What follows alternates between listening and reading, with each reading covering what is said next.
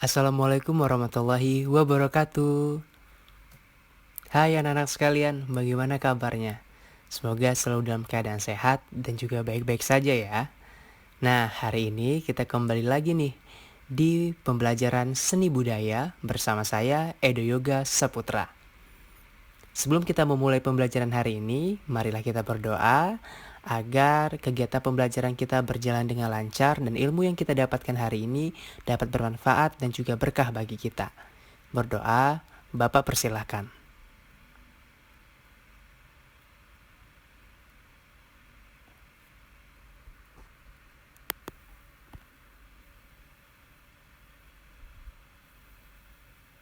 Berdoa selesai. Baik, anak-anak sekalian, marilah kita bersama-sama mengucapkan Alhamdulillahirrabbilalamin. Puji syukur kepada Allah Subhanahu wa Ta'ala karena berkat, rahmat, karunia, serta kasih sayangnya. Hari ini kita masih bersama-sama diberi nikmat sehat, serta kita masih diberi nikmat kesempatan untuk melaksanakan pembelajaran walaupun masih di rumah saja dan via daring. Karena apa? Karena banyak sekali teman-teman kita yang berada di pelosok sana, di desa sana, yang tidak memiliki kesempatan yang sama seperti kita. Maka dari itu kita harus tetap bersyukur dan juga menggunakan kesempatan ini dengan sebaik mungkin. Baik, pada pertemuan kali ini kita akan membahas mengenai peragaan gerak dasar tari sesuai hitungan atau ketukan. Kalau pada pertemuan yang lalu kita sudah membahas mengenai konsep gerak dasar tari, lalu teknik, ragam gerak, dan juga karakternya, maka kali ini kita akan membahas yang tidak kalah penting, yaitu hitungan atau ketukan dalam tari.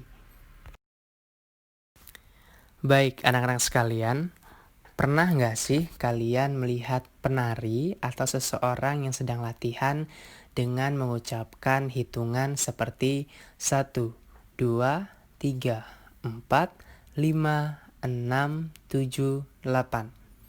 Iya, 1 sampai 8 tadi itu merupakan hitungan atau ketukan dalam menari.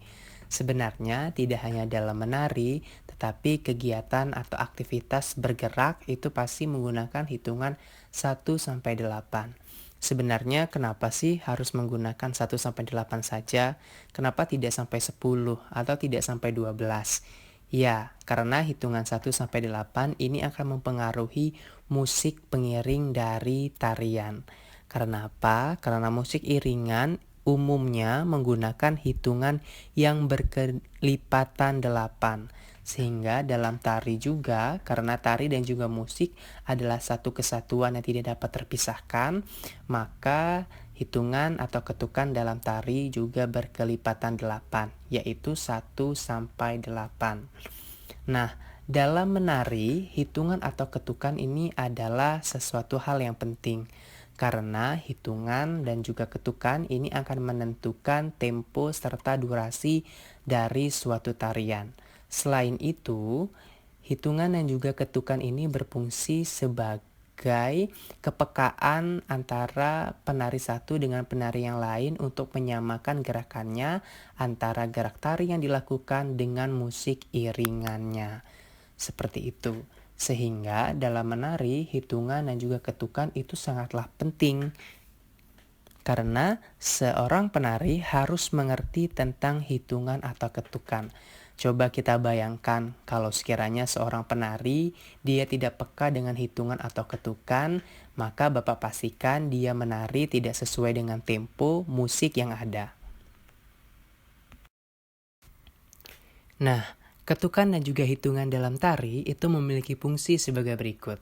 Yang pertama, mempermudah penari melakukan gerak tari. Tentu saja, hitungan atau ketukan itu akan mempermudah penari untuk melakukan ragam gerak sebanyak mungkin. Kalau kita pernah melihat pertunjukan tari dari menit pertama sampai menit ke-7 atau dari menit pertama sampai menit ke-12 bergantung dengan durasinya, itu akan mempermudah penari untuk melakukan gerak sebanyak mungkin. Lalu yang kedua adalah untuk menyelaraskan antara gerak dan juga musik. Karena tari adalah berisikan gerakan-gerakan yang ritmis, maka antara gerak dan juga musik tentu saja harus seirama. Jadi tidak ada ketukan yang berbeda antara musik dan juga antara gerak. Sehingga musik dan juga gerak memiliki satu kesatuan yang utuh.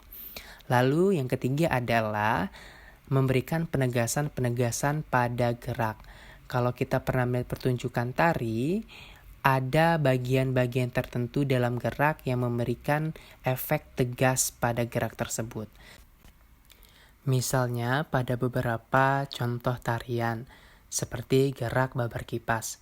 Pada hitungan pertama, itu gerakannya bersifat lembut, lalu pada hitungan kedua diberi penekanan atau penegasan pada gerakan tersebut.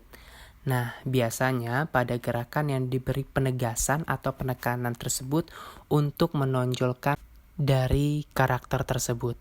Lalu yang keempat adalah untuk tolak ukur dari penari dalam melakukan gerak rampak atau gerak yang dilakukan bersama-sama. Dalam tari, tentu saja tidak hanya ada atau berisikan gerak individu saja atau secara solo, tetapi dalam tari juga berisikan gerakan-gerakan rampak yang dilakukan bersama-sama.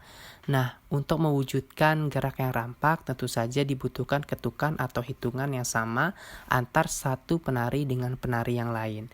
Sehingga ketukan atau hitungan sangat penting untuk melakukan gerak tari yang rampak atau bersama-sama. Seperti yang sudah Bapak sampaikan di awal, bahwa ketukan atau hitungan dalam tari sangat mempengaruhi durasi dalam suatu tarian. Mengapa demikian? Karena ketukan atau hitungan dalam tari itu terbagi menjadi ada yang tempo cepat, lambat, ataupun sedang. Sehingga apabila temponya lambat, maka durasi dari tarian tersebut juga akan lama dan begitu juga sebaliknya. Nah, ini ada beberapa contoh ketukan dalam tari. Yang pertama adalah ketukan 2/4. Ketukan 2/4 merupakan ketukan yang memiliki dua unsur ragam gerak di dalamnya. Mengapa dengan demikian? Karena hitungannya hanya 1, 2. Bapak contohkan seperti gerak babar kipas. Pada hitungan 1, tangan berada di depan dada sembari menutup memegang kipas, lalu pada hitungan kedua, tangan membuka perlahan ke kanan dan ke kiri. Nah, pada gerakan babar kipas hanya terdapat 2 hitungan saja, maka dia disebut sebagai ketukan 2/4. Selanjutnya ada ketukan 3/4. Nah, pada ketukan ini memiliki 3 unsur gerak yang berbeda pada setiap hitungannya. Karena pada ketukan 3/4 berisikan hitungan 1, 2, 3. Bapak contohkan seperti gerakan pada gambar. Pada hitungan 1, tangan terbuka lebar sembari kaki kiri naik di atas atau diangkat. Lalu pada hitungan kedua, posisi kaki masih sama akan tetapi posisi tangan yang berbeda yaitu mengarah ke atas. Lalu pada hitungan ketiga, tangan tidak lagi ke atas melainkan sudah berada di belakang. Nah, kalau kita praktekkan anak-anak sekalian, hitungan 1, 2, 3 itu memiliki gerak yang berbeda pada setiap hitungannya. Lalu selanjutnya adalah ketukan 4/4. Nah, kalau ketukan 4/4 ini berisikan 4 ragam gerak pada setiap hitungannya. Nih Bapak contohkan seperti gambar yang tertera. Pada hitungan 1 itu tangan berada di depan, lalu pada hitungan kedua tangan ke atas, lalu pada hitungan ketiga tangan berada di depan dada, dan hitungan keempat tangan membentang lebar ke kanan dan ke kiri. Nah, apabila kita praktekkan, anak-anak semua bisa mempraktekkan ya, seperti hitungan 1, 2, 3, 4. Jadi hitungan 1 sampai 4 itu berisikan 4 unsur ragam gerak yang berbeda-beda. Nah, bagaimana kalau kita ingin memenuhi 1 sampai 8? Biasanya gerakan dalam tari itu tidak sampai full atau penuh sampai 8. Biasanya akan dilakukan berulang-ulang, seperti gerakan ketukan 2/4 tadi, 1, 2 itu akan dilakukan berulang sampai 8. Lalu hitungan ketiga, 3 sampai 4 biasanya akan dilakukan berulang. Begitu juga dengan ketukan keempat.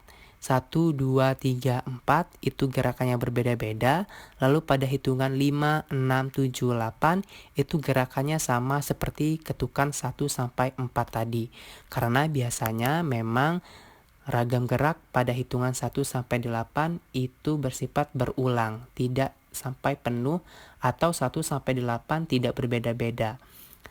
Sebenarnya ada tarian seperti itu, akan tetapi polanya akan lebih rumit dan juga tariannya akan lebih banyak ragam geraknya. Baik, anak-anak sekalian, itulah dia materi mengenai gerak tari berdasarkan hitungan atau ketukan. Nah, dapat kita simpulkan bahwa ketukan atau hitungan dalam tari ini adalah sesuatu yang sangat penting untuk menentukan durasi juga tempo dalam menari. Maka, seorang penari harus peka terhadap hitungan atau ketukan untuk mendapatkan gerak yang ritmis terhadap musik iringan. Selain itu, ketukan dan juga hitungan sangat berpengaruh terhadap keindahan dari suatu karya tari. Baik anak-anak sekalian, Bapak ucapkan terima kasih atas atensi dan partisipasi kalian dalam mengikuti pembelajaran seni budaya hari ini. Semoga ilmu dan materi yang sudah Bapak berikan hari ini dapat kalian pahami dengan baik dan juga bermanfaat bagi kalian. Bapak ucapkan terima kasih banyak sekali lagi dan Bapak mohon maaf apabila ada kesalahan dalam penyampaian dan juga ada materi yang mungkin kalian kurang jelas, bisa langsung tanyakan ke Bapak. Terima kasih banyak, tetap jaga kesehatan dan mari kita doakan agar kondisi Indonesia dan juga Provinsi Lampung khususnya dapat pulih kembali dan kita bisa melaksanakan pembelajaran tatap muka seperti sedia kala. Bapak akhiri pertemuan hari ini. Wassalamualaikum warahmatullahi wabarakatuh. Sampai jumpa di pertemuan selanjutnya.